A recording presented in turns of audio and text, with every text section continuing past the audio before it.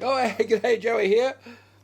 Oh, if you'll indulge me, I'm going to look at this album by Bob Dylan, The Basement Tapes, released exactly 50 years ago. It's a double album set. There's the sleeve opening up. You can so the front and back join. You can see that's Dylan holding. Is it like a mandolin or something? A lute. He's holding a lute like as if it's a violin. And then there's a similar picture on the inside sleeve. And it's been a long time since I read the line in the sleeve notes. I won't read it out. But and we're going to look at a song. Really good song. You Ain't Goin Nowhere, which has been covered by zillions of artists. But let me talk about the Basement Tapes, because it's an unusual... Let me talk about the unusualness of it. So he releases it exactly 50 years ago, so we're talking mid-1975, Bob Dylan. Don't forget, he had released Blood on the Tracks in January of the same year, and he would release, 7-8 months later, Desire in 1970, early 1976. So in the space of about 14 months, he releases 3 albums, including this double album, three famous albums.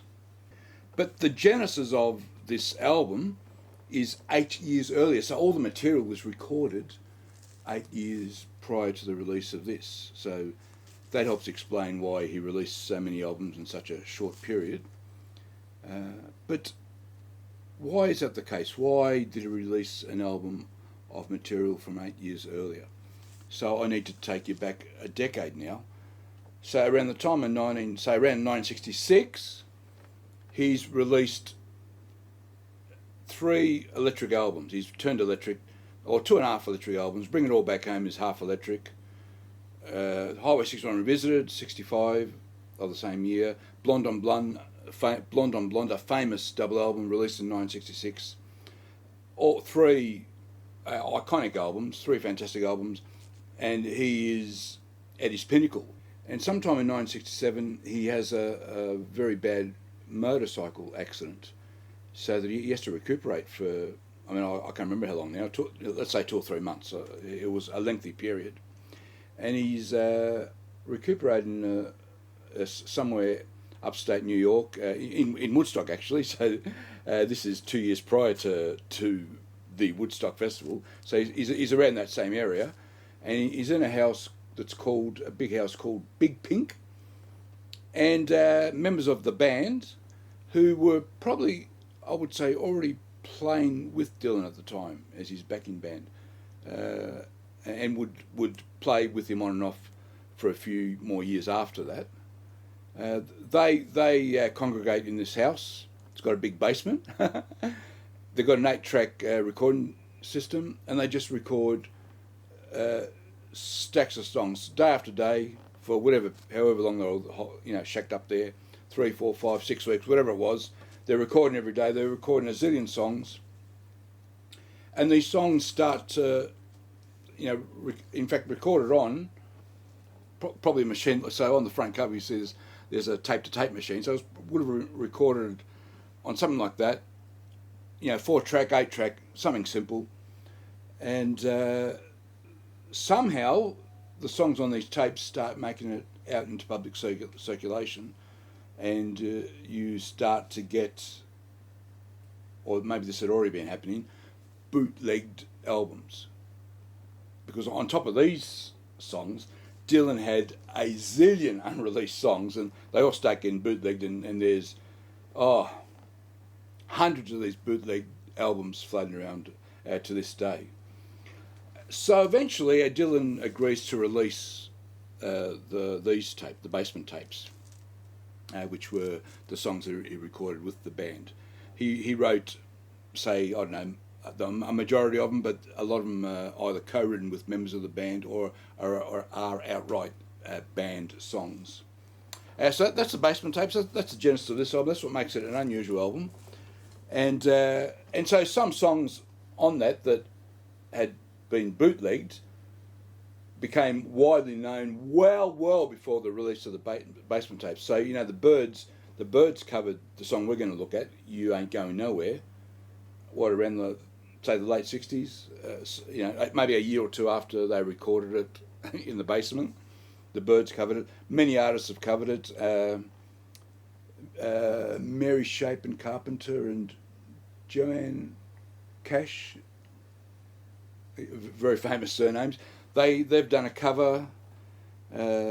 Molly Tuttle did a great cover. You can find on YouTube with her band. Many artists have covered this song. Lots of country and bluegrass covers floating around. So I'm going to show you firstly the basic chords. It's a 3-chord song. Let me put some tabs up. Ignore the tabs for the moment. Let's just look at the chords that you can see up above. So we got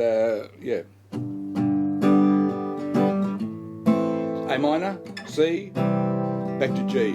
So we're in the key of G, yeah? G, and this just repeats. You know, you can do a strumming action similar to that. And that's goes non-stop right through the song. Verse, chorus, exactly the same. So 3 chords, it doesn't get simpler than that, but it's still a fantastic song. And I'm going to perhaps show a couple of different guitar parts you can play over that, both acoustic and electric. Before I do that, I found this, because I'm going to just sing a verse just to show you how the song goes, but I've got these handwritten lyrics. There's my terrible handwriting. This is from my school days. 1978 would have been my second last year at school, and I'm only starting to learn guitar, so I've discovered this Dylan song that has 3 chords, and I would have handwritten out the lyrics and the chords, and probably would have been one of the very, very first songs I learned to play on guitar. So that's an historical relic. But I dug this out because I can, just to show you how the song goes, yeah? It's part of my terrible singing. I couldn't sing back then, I still can't sing now. Clouds so swift, the rain won't fall, gates won't close and the railings froze. Get your mind off the wintertime, you ain't going nowhere. Ooh, ride me high, tomorrow's the day my bride's gonna come. Oh, we gonna fly down in the easy chair. Yeah, so you can sing it something like that, yeah? That's how that goes. Now I'm going to show you a couple of little variations and embellishments you can do on the acoustic. The first thing that's worthwhile knowing is that, as I said, lots of country and bluegrass artists have covered it. So they're going to predominantly be playing, you know, riffs and little leads and solos and that in G major pentatonic. Yeah, the other notes in G major pentatonic. So obviously includes all those notes from the G chord, and yeah, you can do these hammer-ons on the 2nd fret, and that's all G major pentatonic. So it's a good song for doing that sort of stuff. So that sort of stuff you can do yourself, work out yourself, either on acoustic or electric. It's in swung eighths, so that gives it a lot of the character, yeah? Yeah, so that's a very important bit of the character of the song, and all the country and bluegrass artists, the covers I've seen, they retain those swung eighths. So what that means is that triplets work very well. So you could work out yeah, they're triplets, yeah, and you can work out a series of triplets to start the song, yeah, and then you can work triplets like that out into different bits of the song.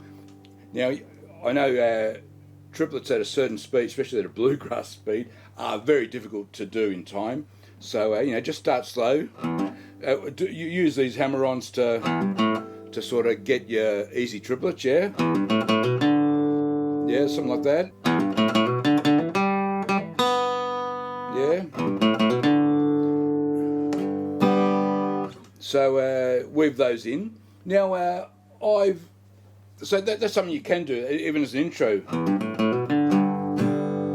Now to avoid playing triplets, what you can do is rather than do 3 notes per beat, work on achieving 2 notes per beat, so you get a triplet feel without doing the triplets. What I mean by that is, rather than say,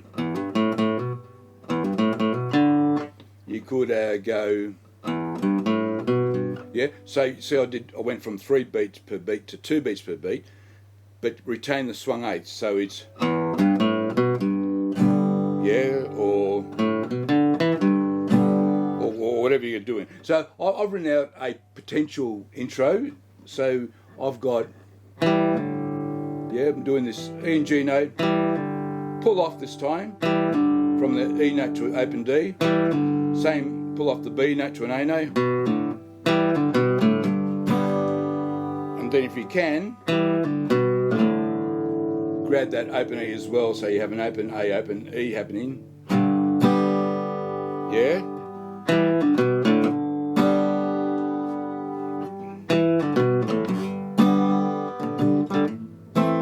Now the other thing about the G major pentatonic scale is that all these open notes are part of the scale. So you can always go, you can actually hit all the open strings, you're staying in scale, you hit the open strings, say a half beat before the start of the bar, and you're always hitting notes in the scale, yeah?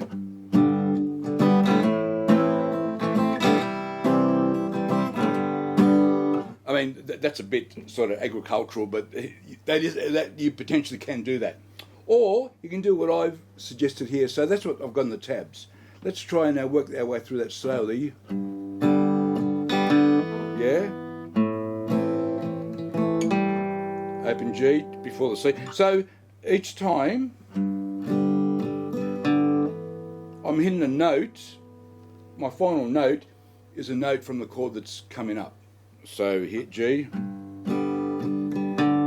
hammer on the open D to the E note. The E note is out of the E minor, it's about to come, and so it leads us into the A minor, yeah. Open G, yeah. Open G to the C chord, and then what have I got?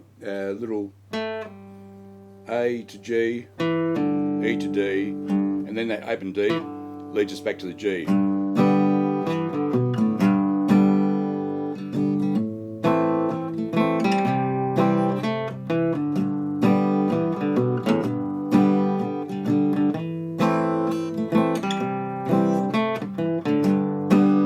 Yeah, so they're little things you can play around with. As just do something different on the acoustic, yeah? Have a little play around with that sort of stuff. All right. And they're just suggestions. Work out your own stuff. There's lots of possibilities. All those notes I've shown, all those hammer-ons, pull-offs, there are a zillion things you can do. Work out something that fits your way of playing. All right, give me a chance to change guitar, and I'm going to show you something on electric now. Okay.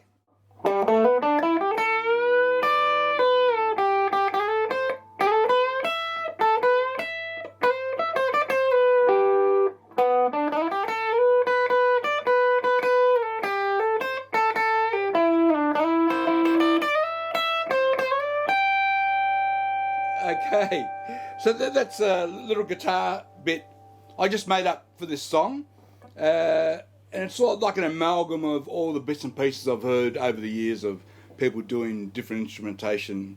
They're doing something like that, or often they're doing something like that. And all we're doing here, if you can imagine these G major pentatonic notes, yeah, or here. And whenever the A minor and C minor comes in, that gives us license to throw in the C note. So we end up effectively with a 6-note scale. So that's all I'm doing. So I've got the tabs up. I talked earlier about doing triplets. So here's a nice little triplet where we do almost a 2-beat rest. 1, 2, and then we're hitting this G note on the upstroke, on the upbeat. And I find that, so we end up, that intro is basically 7 notes. We've got 2 sets of triplets, but we're hitting the G note before we start our triplets. Now I always find this personally speaking, whenever you start a run of triplets with an upstroke, I don't know, it seems to get you into the groove for doing the rest of it, yeah? Yeah? Now, so there are our 7 notes. So I'm hammer on the second and third note. Second and third note. Yep. Then I want to use my second finger to start the second bunch of triplets on that 9th fret.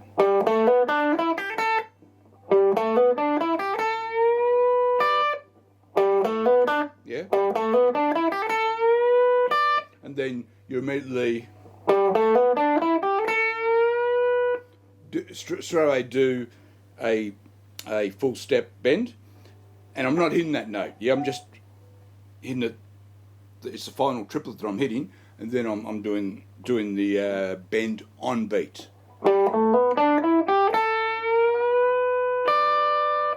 And that has the effect of giving it, like a slide guitar type of feel. That's the effect you get, which is a nice effect for the song, yeah? So that run of notes, it's all G major pentatonic. I'm ending the run on an A note, but we're about to go to a G chord again. So I use that A note to bend up to a B note. So the B note is our entry into the start of the G chord.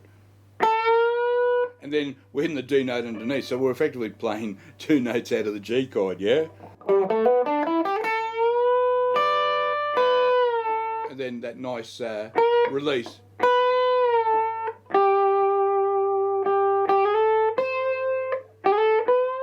And then, so we hitting that G note twice. And then I'm doing a grace note. Yeah? Then we're hitting the C chord. I'm going to do that same bend. I'm bending the B note to the C note. Yeah, twice in a row. Once for the A minor, once to see the C major come in, yeah? And then I'm still on C chord. And then I'm going back to the B note with a slide to usher in the G chord. And so both those notes are part of the G chord, yeah? Then I'm on the 3rd beat. I want my little pinky on this, that's another B note. And then I've got a triplet straight after that, yeah? And then another slide to this B note to usher in the next G chord, because the chord sequence, you end with a G chord, you start with a G chord. So I've just done 1 G chord, I'm ushering in a new G chord. With this B note, I'm going to hit that a few times. Now, that, as you can see, because we're in swung eighths, you give that a bit of character. Yeah? If I was playing that B note in just straight eighths, it would sound quite dull. But the swung eighth, give it a bit of character and a bit more interest than if I was just playing straight eighths.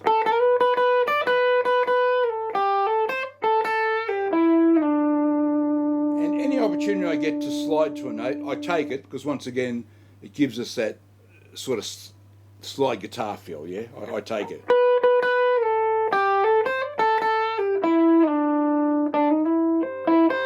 Yeah?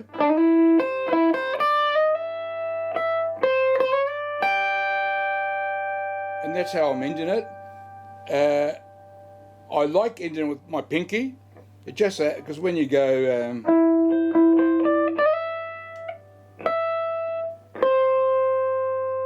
my pinky's on that C note, hitting the D and G.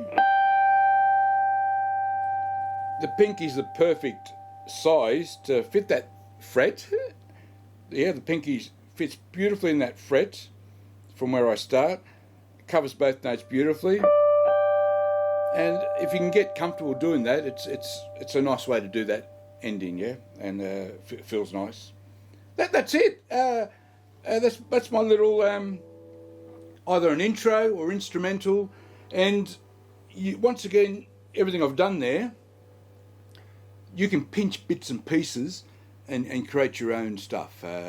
View all that as a launching pad for just creating your own stuff with these chords. You can see I've done nothing adventurous. I'm staying all well within the chord sequence, the sequence of chords. I'm ushering in each chord with a note from the chord, and I just occasionally grab a couple of notes from G major pentatonic, but otherwise it's almost all chord notes. Okay, I hope you enjoyed that. I had fun with it. Thanks for watching. See you next time. Bye bye.